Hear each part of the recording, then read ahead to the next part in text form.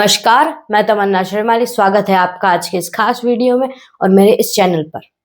आज मैं बात करने वाले द्वितीय भाव का स्वामी जब पंचम भाव में बैठ जाए तो जातक के जीवन में क्या परिणाम देखने को मिलेगा और क्या प्रभाव देखने को मिलेगा। चलिए शुरू करते हैं। पहले बात करते हैं, जब द्वितीय भाव का स्वामी पंचम भाव में जाए तो इसे धन योग और लक्ष्मी योग के नाम से भी जान सकते हैं।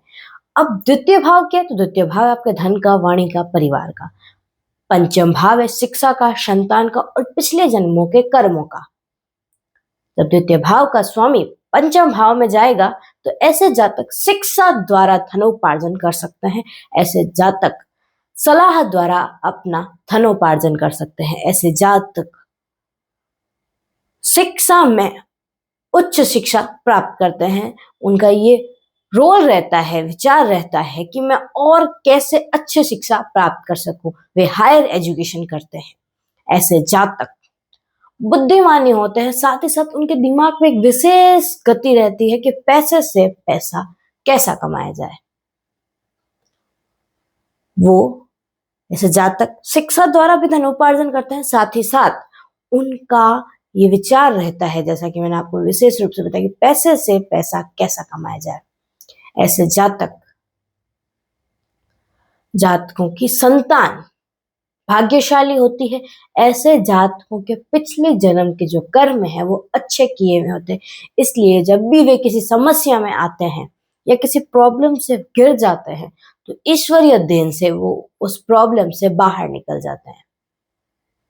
साथ ही साथ ऐसे जातकों के संतान होने के पश्चात भाग्य का उदय होता है और तरक्की होती है।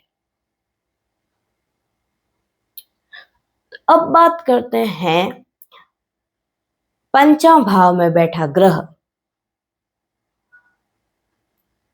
किस भाव पर दृष्टि डालेगा। बाकी सारे भाव की अलग अलग दृष्टियां हैं, तो मैं मानती हूं कि यहाँ पर जो भी ग्रह बैठा है तो उसकी सातवीं दृष्टि तो होगी ही, क्योंकि सारे ग्रहों को सातवीं दृष्टि दी गई है। तो इसकी सातवीं दृष्टि पड़ रही है आय भाव पर।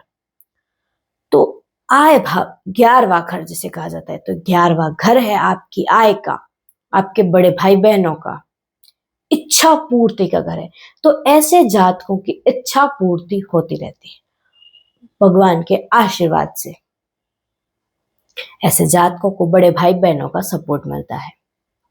ऐसे जातक लगातार आय करते रहते हैं। आय में उनके बहुत कम चांसेस है कि कोई रुकावट आएगी, लगातार आय के स्रोत बने रहते हैं। अब मैं बात करती हूँ एक विशेष नियम की, कि द्वितीय भाव का चतुर्थ भाव है पंचम भाव, चौथा।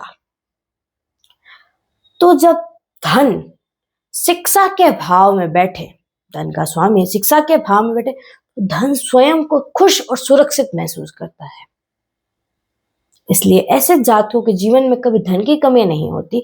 ऐसे जातक सलाह के कार्य से धनोपार्जन अच्छे से कर सकते हैं। फाइनेंस में, इंजीनियरिंग जिसमें आप ऑडिट, ये जो डॉक्टर हैं, टीचर हैं, जो सलाह देते हैं, उस कार्यों में बेहद तरक्की करते हैं। मिलते हैं अगले ऐसे खास वीडियो में, तब तक के लिए नमस्कार।